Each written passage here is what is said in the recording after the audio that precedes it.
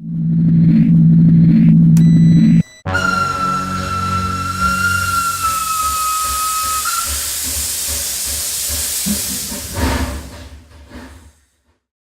sou João Manuel de Matos Lopes da Cruz, filho de João Lopes da Cruz Júnior e Maria Amélia de Oliveira Matos Cruz. E então a senhora é? À direita é tudo igual. está Maria a minha irmã Maria Felicidade de Matos Lopes da Cruz, a filha mais velha dos nossos pais. E a senhora é? Maria João Matos Lopes da Cruz, Alves Martins. Sou a terceira, por ordem cronológica, hierárquica. E a minha irmã, a segunda, já morreu. E depois houve mais umas poucas raparigas, éramos 5, se não me engano, 5 raparigas e o único rapaz, que era o João. E vim para Portugal, vivia em Luanda até aos 13 anos, nasci em Luanda, o meu pai exercia lá, a profissão dele. Depois, embora viéssemos muitas vezes a Portugal, vinhamos todos os anos, normalmente, de férias a Portugal, mas definitivamente só vim com 13 anos. E pronto, quer dizer, lembro-me de algumas coisas, tenho recordações de infância, mas mesmo assim... Do teu pai ou do teu avô? Quer dizer, nessa altura, enquanto estive em Luanda, nunca tinha ido a Trás-os-Montes, não conhecia Trás-os-Montes. Só depois de virmos, quando viemos para cá definitivamente, aí com os 17 anos ou quê, foi que eu fui a primeira vez de férias a Trás-os-Montes e nós fomos para lá, passámos lá um verão e pronto, fiquei a conhecer alguma coisa de Trás-os-Montes, até aí não conhecia nada, nem conhecia o Douro, também não conhecia. Somos netos de João Lopes da Cruz, o que construiu... Conhecido por João da Cruz, construtor da linha do Tua. O ferro do Tua a Bragança. As referências que eu recebi ao meu avô eram fundamentalmente sobre o seu caráter. Era um homem de palavra, era um homem que honrava os seus compromissos, viveu e morreu por isso. A história do Linha do Tua é o seu epílogo e parece que realmente a história talvez encontre a narrativa que fomos recebendo, porque assim foi. Seria um homem independente, um bocado à semelhança do meu pai e à semelhança do neto. Nunca conhecemos donos. E portanto houve gente que não gostou dele, o que é natural. E que, segundo tudo aquilo que eu já encontrei na internet e que me veio às mãos através de um amigo, terá inclusive sido perseguido e de certa maneira destruído pela maçonaria portuguesa. Esse maçom seria um deputado à Assembleia da República, porque isso já era no início da República.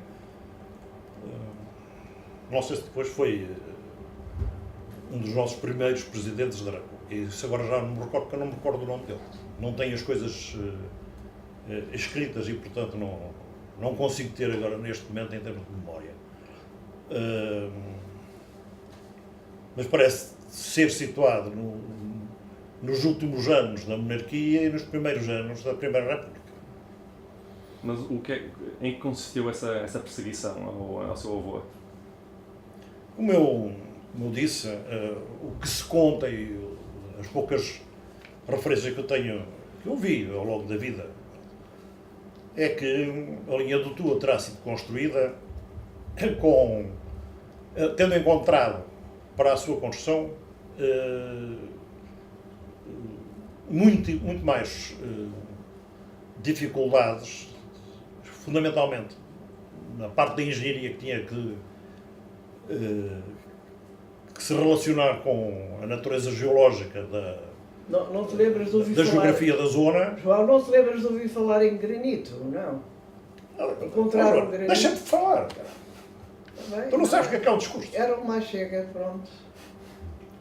Bem, claro que aquilo é tudo granito, mas há muitas formas de granito, há granitos muito mais difíceis que outros. A própria geografia, a orografia tem muita importância. Aquilo é uma linha que vem precisamente contornando, fazendo as curvas quase todas do Rio Tua, por causa de ser um maciço rochoso de difícil transposição. Mas na construção de linha, dos túneis e no lançamento dos viadutos, ter-se-ão encontrado dificuldades maiores do que aquelas que estavam, digamos, agendadas pelos engenheiros. Isso salvou-se por um atraso de alguns meses, não sei quanto, na sua construção. E cá está, dentro daquilo que a minha memória me está presente, teria sido uma das razões para ter sido negado o pagamento que lhe era devido pelas empresas que, entretanto, estavam responsáveis por parte do Estado. Portanto, primeiro era a Real Companhia de Caminhos de Ferro, julgo. Depois, já na República, terá mudado de nome, mas não sei que se eram estas instituições que estavam diretamente relacionadas com o pagamento ou não pagamento, ou se havia um intermediário. Não era a Companhia Real, era a Companhia Nacional. Companhia Nacional de Caminhos de Ferro. Companhia Nacional de Caminhos de Ferro. Sim. Já na República. Sim, sim. Já durante o tempo da monarquia e depois passou para a República. Pronto, e esse pagamento, não pagamento, parece que é aí que realmente há uma mãozinha. Da parte da maçonaria. Sim, eu acredito. Uma vez que os tempos eram outros e a corrupção tinha um julgamento moral diferente do que tem agora. Se o meu avô era uma personalidade incorrupta, de certeza absoluta que arranjou muitos inimigos. Porque comprar o outro faz parte da vida de muita gente. Pois lembro-me disso, de facto, que ele era um homem de caráter, de palavra, e que era,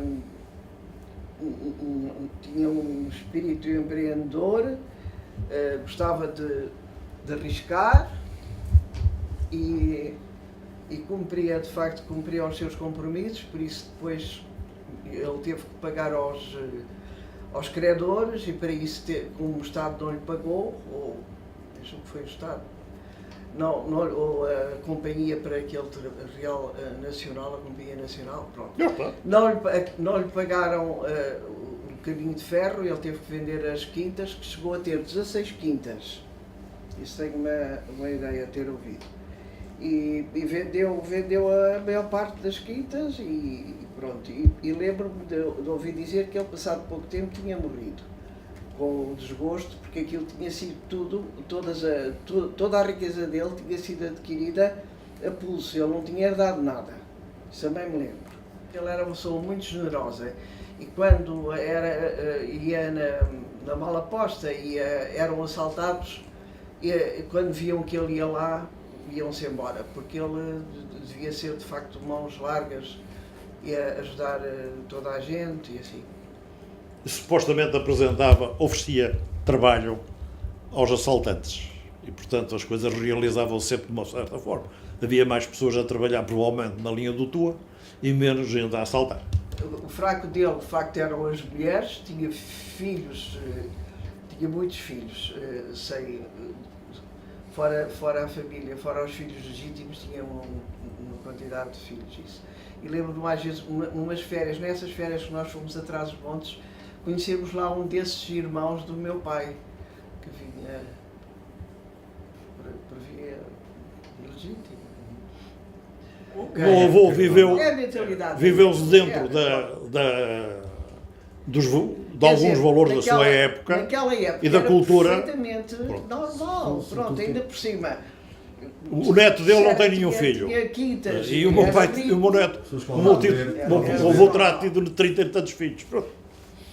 Eu recordo-me que fiquei com a impressão que era uma pessoa honrada, que respeitava a sua palavra e que era bondoso e que se importava com os seus trabalhadores e por vezes mudava a ração, em vez de dar batatas, ele pensou em dar arroz, que alimentava mais, mas não foi bem aceito. Mas quer dizer, tinha esta preocupação. E também me lembro de que quando estavam sentados à mesa e aparecia alguém a pedir esmola, o que estivesse melhor em cima da mesa era para essa pessoa. O meu pai estava, quando o pai morreu e quando perderam a fortuna, ele estava a estudar, nessa altura estava a estudar no Porto, já estava nos primeiros anos de medicina. Mesmo na altura só havia os 3 primeiros anos de medicina no Porto, depois o resto tinham que ir fazer a Lisboa. E ele estava nesse, não sei, no primeiro ou segundo, e quando ficou na miséria, de maneira que resolveu emigrar para o Brasil, foi para o Brasil, para o Rio de Janeiro, e lá fez uma série de trabalhos para ganhar a vida.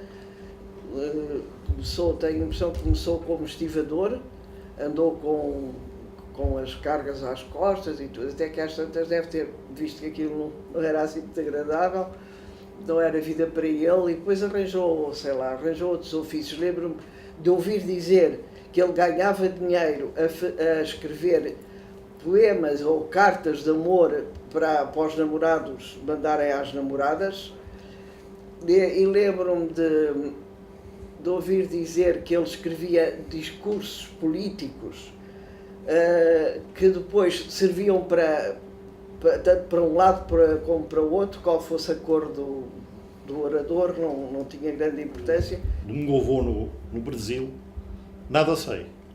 Só sei que ele foi muito novo, pouco mais que um adolescente, e que veio com alguma capacidade económica que fez depois dele, e com o seu espírito de empreendedor, o empresário que estamos a tentar recordar.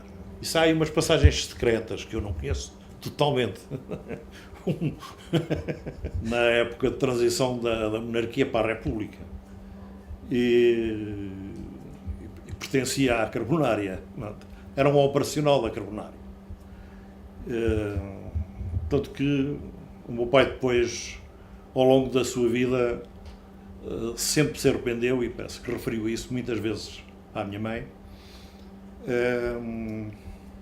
da morte do Dom Carlos, da família real, porque ele de certa maneira considerava, uma vez que era um operacional daquela organização, que era também moralmente responsável pela morte deles. Do meu pai nós sabemos pouco, mas se eu talvez ainda às vezes saiba um bocadito de uma forma diferente de algumas das minhas irmãs.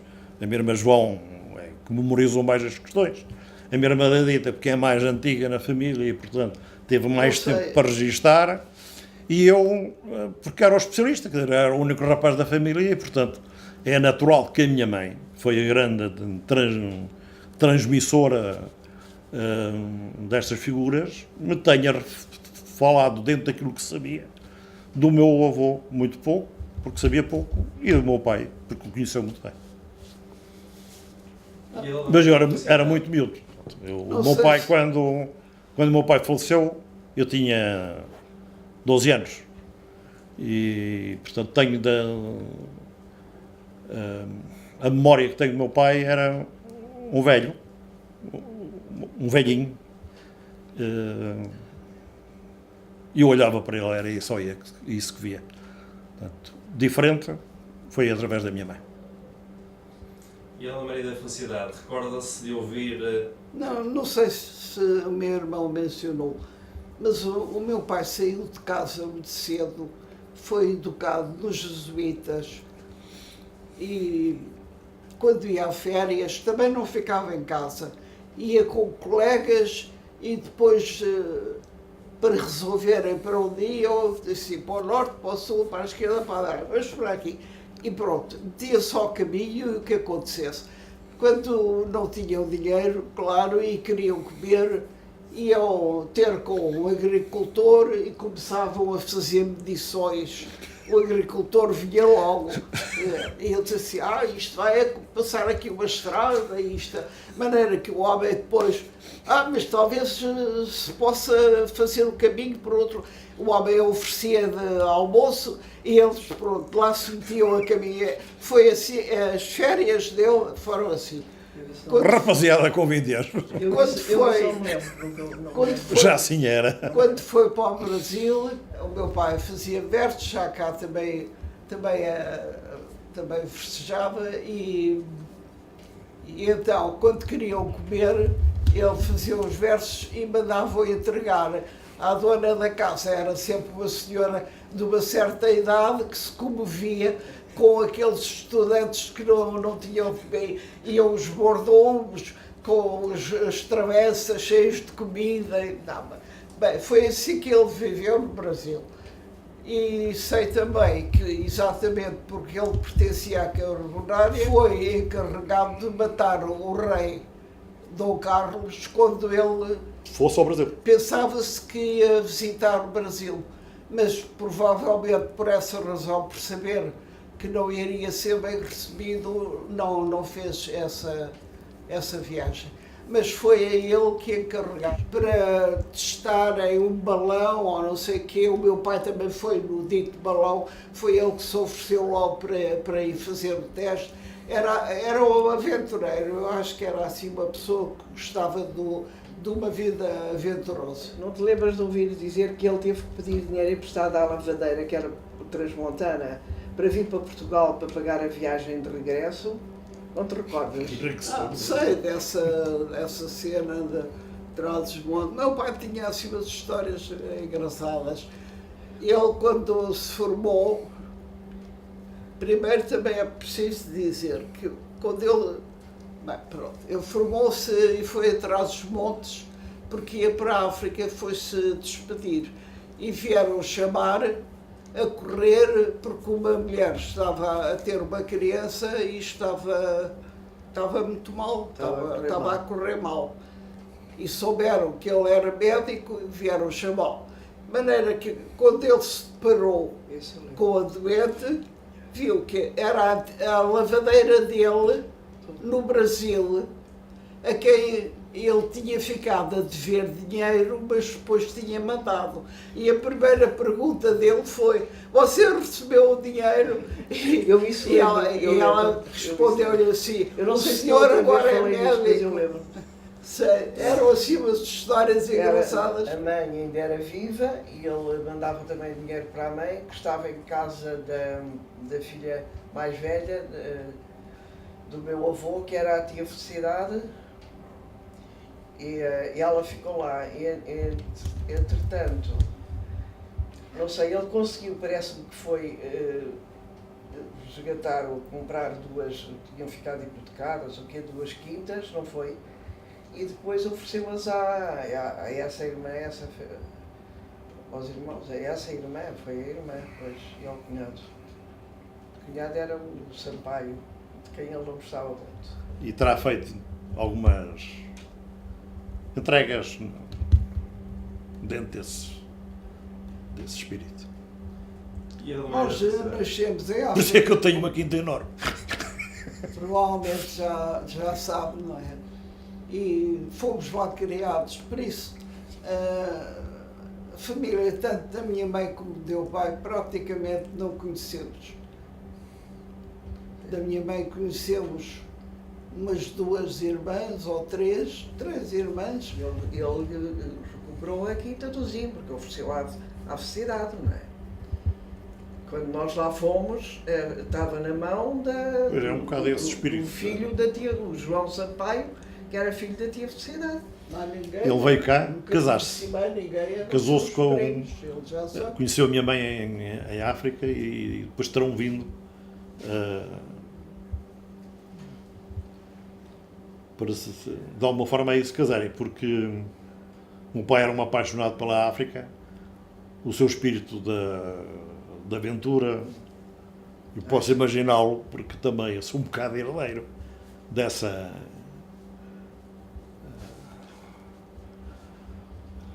géneros do avô e do meu pai, terá iniciado uma vida militar com a qual se sustentou e fez o curso de medicina, já aqui em Lisboa. Por isso é que ele depois, numa data que já me forneceram, ele já com a patente de tenente vai para Angola, num destacamento de cavalaria, médico de um destacamento de cavalaria, Foi na altura para as campanhas do sudoeste de Angola. Mundial. Na continuação, faz a Guerra de 14 no sudoeste angolano, no deserto de Moçambique, com os alemães que estão no sudeste africano. Portanto, Agora. ele faz a Guerra de 14, muito longe da Europa, mas fala ali.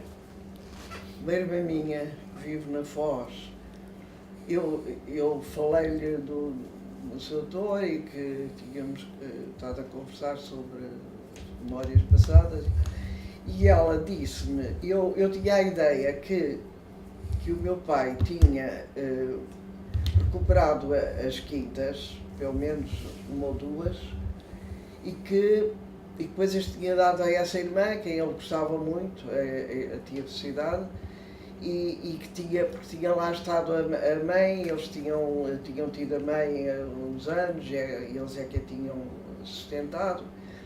Mas a minha irmã Fernanda, disse-me que foi aquilo que ela sabe, não sei como é que ela soube isso, foi que a minha avó, portanto que estava viúva, não é, do meu avô, vivia numa quinta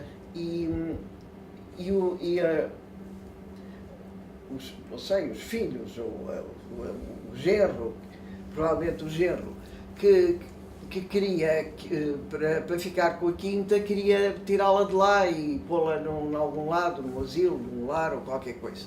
E que o meu pai comprou a quinta, que lhe deu a quinta a essa irmã, e com a condição, que lhe tinha dado a quinta, com a condição da mãe viver na quinta até morrer. Isso disse da minha irmã Fernanda. Não sei como é que ela soube disso, mas eu esse pormenor não sabia. Coleções de fotografias colocadas na internet. Parece que a linha de Tua e o comboio, que fez parte da vida daquelas pessoas de uma forma terrivelmente marcada. Acho que são pessoas de idades muito diferentes, bastante diversas, mas de um modo geral percebe-se que, talvez mesmo essa seja a razão, porque eles porque postam fotografias, como é que era, como é que deixava de ser, a fotografia da entrada, a fotografia de saída do túnel, como é que eram as rochas, o estado miserável. Uma das referências que achei bastante interessante era que, isto foi há cerca de, provavelmente, 15 anos, não sei se, provavelmente alguém ainda da CP, algum dos homens da manutenção das linhas, dizia que havia carris de caminho de ferro que eram os originais, que nunca tinham sido, portanto que as companhias estatais de caminho de ferro nunca investiram dinheiro a sério na manutenção e melhoria da linha. Mas o que me impressiona mais é perceber que ela faz parte da estrutura, dos afetos profundos. Não é só uma linha de caminho de ferro que atravessa o espaço geográfico, é a geografia no sentido mais profundo. É aquilo que realmente relaciona o ser humano com o seu espaço e com as intervenções mútuas, não é? Que às vezes as obras dos homens têm um impacto tão profundo em aspectos que são até íntimos da vida de cada um de nós. E nesse aspecto o seu avô ficou ligado à história de Trás-os-Montes. Por isso é que fazer um estudo fotográfico do Vale do Tua, que infelizmente vai desaparecer, e portanto do Vale do Tua integra a linha do Caminho de Ferro, podia ser um trabalho de fotografia muito interessante, mas não sei se tem possibilidades materiais para o fazer, e se o fizer necessito de instalar na zona durante 3 ou 4 anos condições logísticas que apoiam o trabalho no campo. Nós sabemos aqui, o nosso operador neste momento, o trabalhão que ele tem que pensar uma quantidade de coisa, inclusive tem que pensar no tripé e não traz. E agora está atrapalhado. E portanto, quando se vai fazer um trabalho destes, há uma organização grande e a primeira coisa é a busca documental das fontes que depois estruturam o ver. Eu lembro-me que cantávamos uma cantiga a gozar com o Afonso Costa. A sensação que eu tinha é que ele era advogado da parte contrária do meu avô e que, portanto, quer dizer, em parte tinha contribuído para não lhe pagarem e para tinha feito perder a fortuna que eu tenho.